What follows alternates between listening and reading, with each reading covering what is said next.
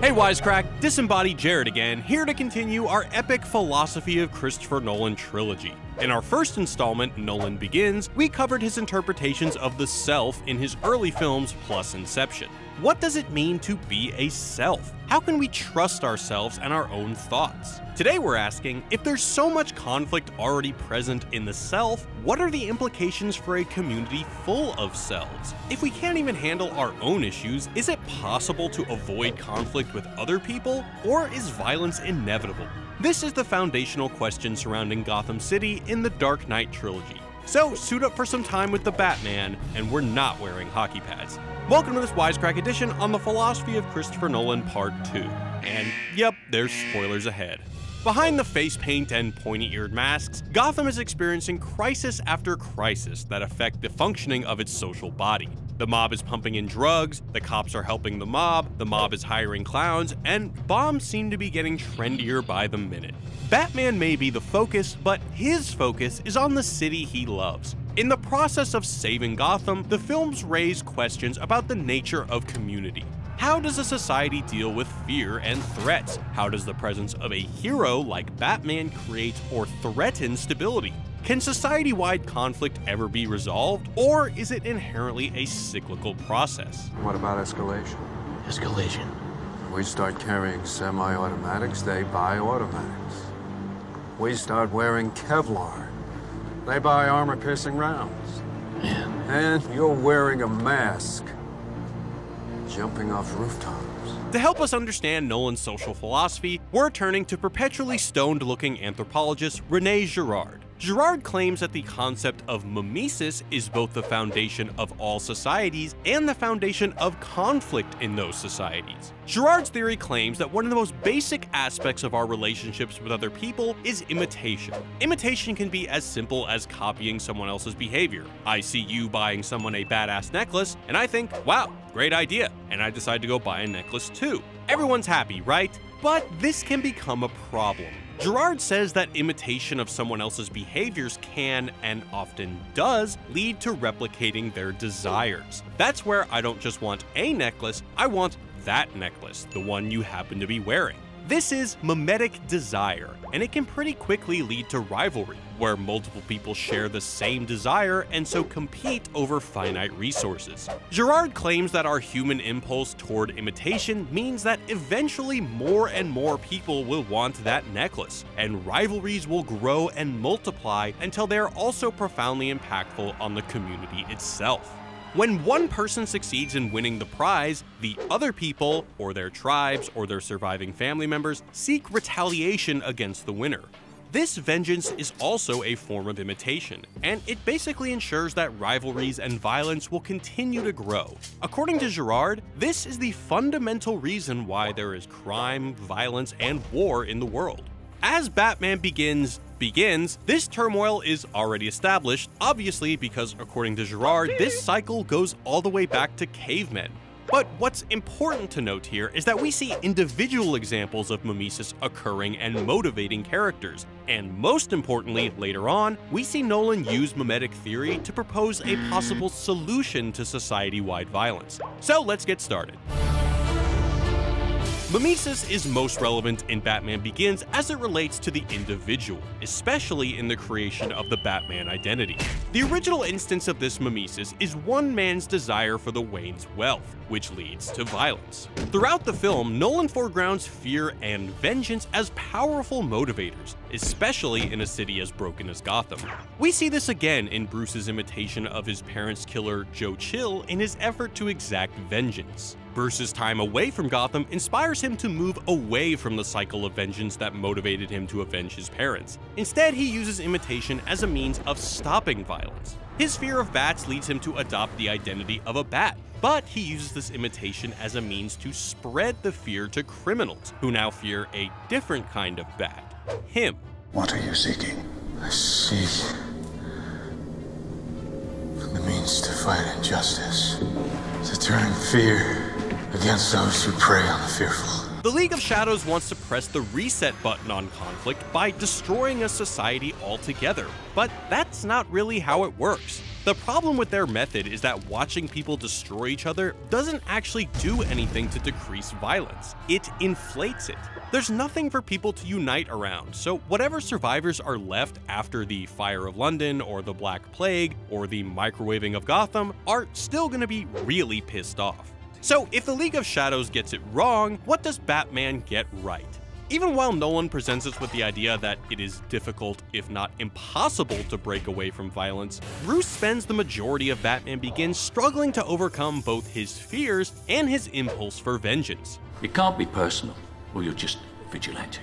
In order to do that, Batman has to transcend the identity of Bruce Wayne and become something else, an image in the collective consciousness that represents justice without personal motivation. He has to become a symbol to be imitated, and it's this idea of symbols Girard proposes that can break society out of violence. Unlike the more individually focused themes of Batman Begins, The Dark Knight transitions to the social consequences of the rapid spread of rivalries and fear. After the mob's ass-whooping, the city begins to push back against organized crime, and the faces of this effort are Harvey Dent, new district attorney and Gotham's White Knight, and Batman, the, wait for it, Dark Knight. While the Bat fights with batarangs and armored Lamborghinis, Dent fights crime using the law as his weapon. The White Knight and the Dark Knight are symbiotic ideas. They both inspire imitation. While Dent inspires the rest of the city government to aim for a safer Gotham, Batman inspires copycats in poorly conceived Halloween costumes. Still, those copycats are a sign that the idea of Batman inspires hope among the citizens of Gotham. It's also a sign that those citizens are copying his tactic of replicating fear, or at least trying to. But the mob pushes back, as mobs tend to do, and the increasing escalation of conflict between the knights and the criminals leads to Maroni hiring the Joker to kill Batman. Part of the danger of the Joker is that he only has power because of how afraid the mob is. Listen, I know why you choose to have your little group therapy sessions in broad daylight. I know why you're afraid to go out at night. Batman's strategy for fighting crime has created a monster, one that feeds on the mimetic reproduction of fear that Batman relies on. So how can you break a cycle that has adapted to your methods of opposing it? Girard tells us that when violence and vengeance become so great that they threaten the existence of the society, the majority of people will quickly set aside their differences in order to sacrifice an individual, the scapegoat, whose death can restore temporary peace to the community. Everyone agrees that the whole thing was the scapegoat's fault, and bam, boom, burned at the metaphorical stake, and everyone chills out.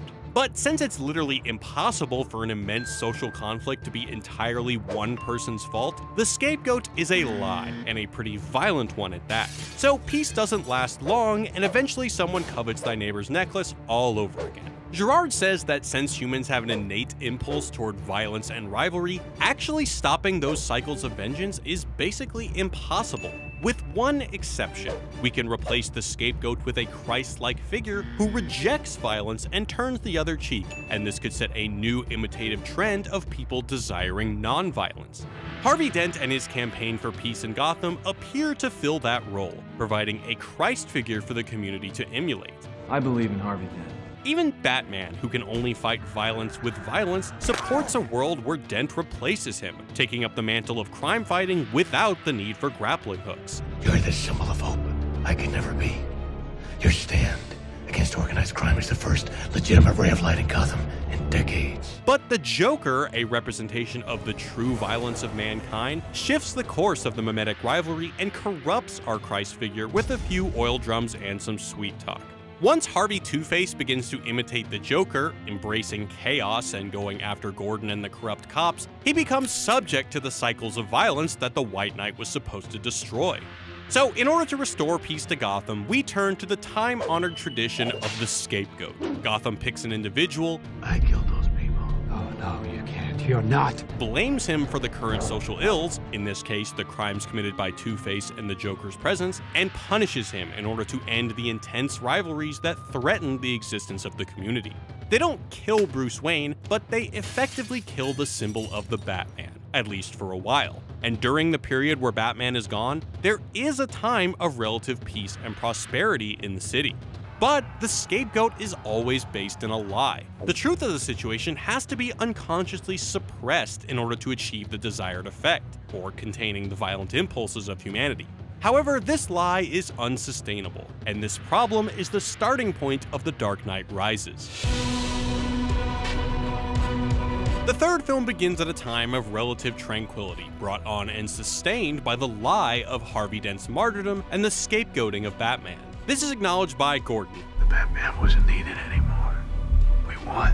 I started a lie. Who, just by recognizing the nature of the lie, threatens the stability that depends on it. The mayor's gonna dump him in the spring. Really? But he's a hero. A war hero. This is peacetime. But while the Dent Act, made possible by the demonization of Batman, has effectively ended organized crime, there are other kinds of violence still at work in the city, the social and economic inequalities which define the third film. As one form of violence ends, another begins. Although it's hardly fair to say that social inequality is a new phenomenon in Gotham, the Waynes were killed because of their wealth. But the dissolution of the mob means that the divides between the legitimate rich and the poor are once again in the spotlight, and violent rivalry is inevitable. There's a storm coming, Mr. Wayne. You and your friends better batten down the hatches, because when it hits, you're all gonna wonder how you ever thought you could live so large and leave so little for the rest of us. Like the Joker, Bane is focused on revealing the violence that already exists in ordinary people. But while the Joker explores the idea of chaos, Bane is interested in the concept of the lie. You have been supplied with a false idol to stop you tearing down this corrupt city, which undoes the peace that depended on that lie. The disruption of the myth of the scapegoat means that the sacrifice of Batman no longer serves its purpose, and his disappearance no longer helps the city. Batman has to come back. What if he doesn't exist anymore? He must. Because Batman sacrificed himself in order to save the city from itself, his return isn't as simple as hopping into a flying car and catching the bad guy. To inspire the city, he has to metaphorically come back from the dead, which is shown in his ascent out of the pit. There's probably a lot of birth symbolism happening as he climbs out of a hole into the sunlight, but what's way more interesting is this explicit connection to rising from the dead. In the comics, the underground cave has another name, the Lazarus Pit. If you're not up to date with your New Testament stories, Lazarus is a dude who died and Jesus brought him back to life. Yeah, it's pretty much that simple. He rose from the dead. Coincidence? Probably not, especially since later on, Gordon reads a eulogy from A Tale of Two Cities, which describes, you guessed it, the Christ-like sacrifice of one of the main characters. Nolan, man, you're killing it with these lit references. And this leads us back to Girard's Christ figure. He claims that in order to have real, lasting peace, to remove our society and ourselves from the cycle of violence, we need to set aside the myth of the scapegoat and embrace a figure who sets an example of selflessness that forms a new mimetic desire to be copied by the masses. But even Girard isn't sure that this is feasible. If humans are driven by an innate desire for violence, is it realistic to hope for something different? Girard says that even in today's Christian communities, people don't really follow Christ's example. Nolan asks this question throughout the trilogy. Is peace actually possible? People battle their inner monsters and at the same time they're battling the monsters of Gotham, but can either of these ever find true resolution? It may appear that Dent was a fake Christ figure at the end of The Dark Knight, while Batman becomes a legitimate Christ figure at the end of The Dark Knight Rises. But is this really the case? When Batman takes the bomb out over the ocean, he saves the city from a very visible kind of violence, the radioactive kind, but the peace that follows is also based in part on the lie that Batman sacrificed his life to save the city. He gets a statue, and the city gets a new martyr. But maybe the lie of Batman's death is outweighed by another truth, that unlike Dent, he really did fight violence with self-sacrifice, creating the potential for a new kind of mimetic desire. Anyone can copy his motivations, even if atomic bombs are in short supply. The idea was to be a symbol.